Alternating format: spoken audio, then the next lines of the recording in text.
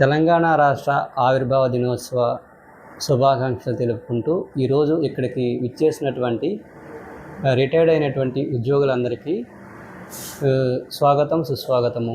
ఈరోజు ముందుగా నేను మీ ముందుకు రావడానికి ప్రధాన ఉద్దేశం ఏంటంటే, మా ఆయుష్ డిపార్ట్మెంట్ నుంచి అంతర్జాతీయ యోగా దినోత్సవ సంబరాలలో భాగంగా ఈరోజు ఇక్కడున్న ప్రతి ఒక్కరికి కూడాను మేము అమృత ఆహారం గురించి అవగాహన కల్పించడానికి మేమందరము మీ ముందుకు రావడం జరిగినది. ఈరోజు కార్యక్రమంలో భాగంగా మొదట మనం తెలుసుకోవాల్సింది ఏంటంటే, ప్రతి ఒక్కరూ కూడా నిత్య జీవితంలో మన యొక్క ఆయుష్ని పెంచుకోవడానికి, అదేవిధంగా మన యొక్క దీర్ఘకాలిక సమస్యలను తగ్గించుకోవడానికి నిత్యం యోగా సాధన చేసి దానికి తగిన విధంగా మనం సరైన ఆహారం తీసుకుంటే మన జీవనశైలి అనేది చాలా అద్భుతంగా ఉంటుంది. అందుకనేసే మనకి శరీరానికి వ్యాయామం ఎంత అవసరమో ఆహారం కూడా అంతే అవసరంగా భావించాలి. ఆ ఉద్దేశంతోనే మీ అందరికీ మేము ఈ రోజున అమృత ఆహారం అంటే సాత్వికమైన ఆహారం దాని ద్వారా కలిగే ప్రయోజనాలు ఏంటనేది మీకు వివరించడానికి మేము అనేక రకాల సాత్వికమైన ఆహార పదార్థాలు మీ ముందుకు తీసుకురావడం జరిగింది. ఈ సాత్వికమైన ఆహారం ఎవరైతే ప్రతిరోజు తీసుకుంటారో వారికి శరీరానికి కావలసిన మినరల్స్, ప్రోటీన్స్, విటమిన్స్ అన్నీ కూడాను పుష్కలంగా లభిస్తాయి. ఎందువల్లంటే ప్రకృతి మనకి ఇచ్చిన ప్రసాదం ఏంటంటే, మొదటగా ఆకులు, కూరగాయలు, ఫ్రూట్స్, వీటిని మాత్రమే మనం ఆహారంగా తీసుకోవాలి. కానీ మనం ఈ నిత్య జీవితంలో మనం చేస్తున్న ప్రథమమైన తప్పిదం ఏంటంటే, మనం ఎక్కువగా తమోగుణాన్ని, రజోగుణాన్ని ప్రేరేపించే ఆహారాన్ని ఎక్కువగా తీసుకోవడం జరుగుతుంది. ఈ తమోగుణం, రజోగుణం ఆహారాన్ని ఎప్పుడైతే మనం కంట్రోల్ చేసుకొని సాత్వికమైన ఆహారంలో అలవాటు చేసుకుంటామో, మన నిత్య జీవితంలో మన యొక్క ఆలోచన విధానం అనేది చాలా మార్పు అనేది చెందడం జరుగుతుంది.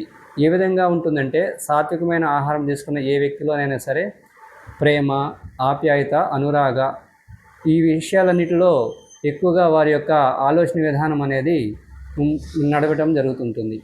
ఈ ఆలోచన విధానం ఎప్పుడైతే మారిందో మనిషిలో ఎప్పుడు కూడాను శత్రుత్వాలు ఎక్కువగా ఉండవు.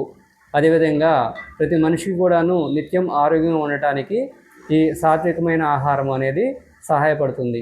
ఆ ఉద్దేశంతోనే మా ఆయుష్ డిపార్ట్మెంటు మీ అందరికీ కూడాను ఈ అమృతాహారాన్ని పరిచయం చేయడం జరుగుతుంది. ప్రతి ఒక్కరూ కూడాను మీరు ఉదయం కనుక ఎవరికైనా గ్యాస్ సమస్యలు లేకపోతే కనుక మొలకెత్తిన విత్తనాలు తీసుకుంటే వాటిలో ఫైబర్ చక్కగా కాల్షియము, మెగ్నీషియము, మినరల్స్ అన్నీ కూడా ఎక్కువగా ఉంటాయి. ఒక పెసలు ఒకటి తీసుకుంటే చాలా సరిపోతుంది. మోకాళ్ళ నొప్పులు ఉన్న వారికి కూడాను, అదేవిధంగా షుగర్ సమస్యలు ఉన్న వారికి కూడా మొలకెత్తిన పెసలు అనేది బాగా ఉపయోగపడుతుంది.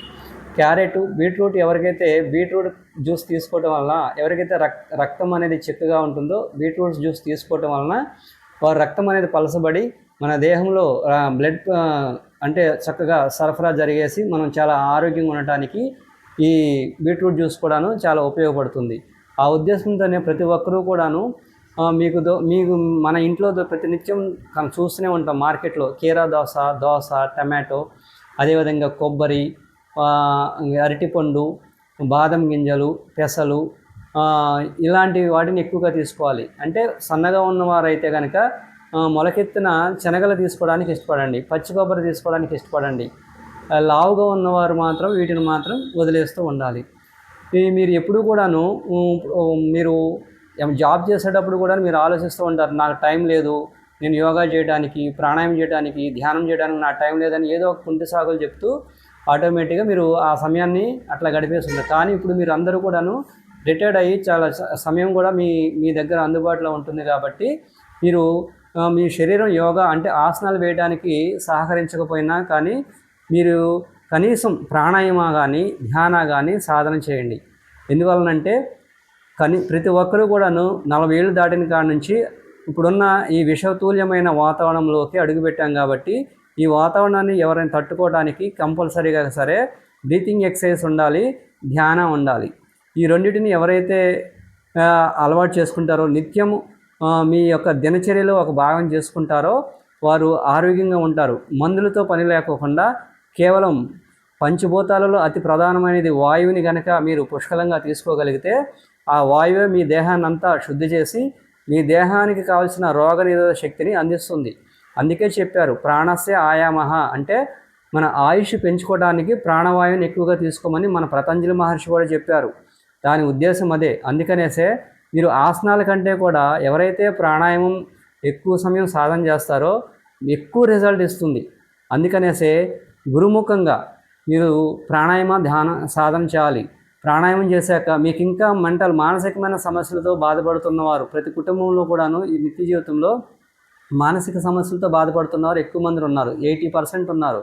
మానసిక సమస్యలు కంట్రోల్ చేసుకోవడానికి మీరు ధ్యానాన్ని అలవాటు చేసుకోవాలి. రోజు కూడాను మేము ఆన్లైన్ ద్వారా కూడా ధ్యానం ఉచితంగా నేర్పబడుతున్నాం. అదేవిధంగా మన యొక్క అకాడమీలో కానీ ఆయుష్ డిపార్ట్మెంట్లో కూడాను ధ్యానం అనేది సాధన చేపిస్తున్నాము. మీకు అవసరమైతే మీ ఇంటికి వచ్చి కూడా ధ్యానాన్ని మేము ఉచితంగా సాధన చేయించడానికి ముందుకు వస్తున్నాము. మీరు ప్రతి ఒక్కరూ కూడాను మన పెనుబల్లి మండలంలో ఉన్నటువంటి ప్రతి వ్యక్తి కూడాను ఈ విషయాన్ని గ్రహించి ధ్యానాన్ని అలవాటు చేసుకునే ప్రయత్నం చేయండి.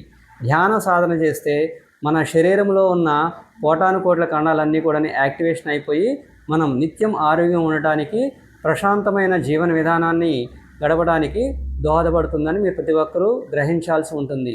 మనం ఎప్పుడూ కూడా ప్రశాంతంగా ఉంటే మన ఆలోచన విధానం కూడా చాలా కరెక్ట్గా ఉంటుంది. మనం ఏదైనా ఒక ఆలోచన చేస్తే ఆ ఆలోచన ఫలితం అనేది ఒక పాజిటివ్గా వస్తుంది.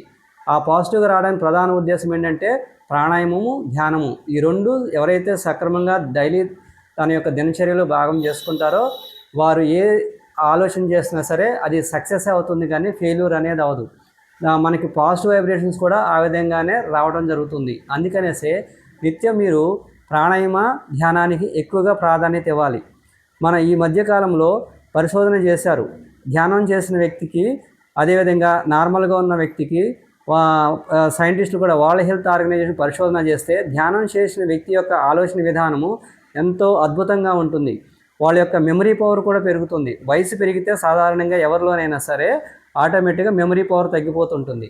కానీ మనం ధ్యానం చేసిన వ్యక్తి యొక్క మెమరీ పవర్ అనేది మామూలుగా ఉన్న వయసులో కంటే ధ్యానం చేస్తూ ఉన్నప్పుడు వారి వయసు పెరిగినా సరే జ్ఞాపకశక్తి పెరుగుదల అనేది చాలా అద్భుతంగా ఉండటం అనేది వరల్డ్ హెల్త్ ఆర్గనైజేషన్ కూడా పరిశోధన ద్వారా ప్రూవ్ చేయబడింది.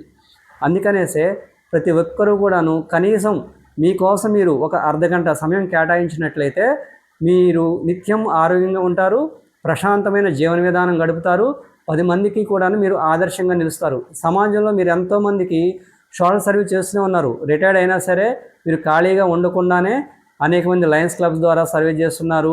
అదేవిధంగా వ్యక్తిగతంగా గుళ్ళ దగ్గర సర్వే చేస్తున్నారు. అనేక రకాలుగా మీ వంతు మీరు సర్వీస్ చేస్తున్నారు. కానీ మీ యొక్క సేవలు ఈ మండలానికి ఉపయోగపడాలంటే మీరు నిత్యం ఆరోగ్యం ఉండాలని మేము ఆశిస్తూ మీకు ఒక మంచి జీవన విధానం అలవాటు చేసుకోవడానికి మా ఆయుష్ డిపార్ట్మెంట్ అనేది మీకు ఒక అవేర్నెస్ కల్పించడానికి మేము ముందుకు రావడం జరిగినది.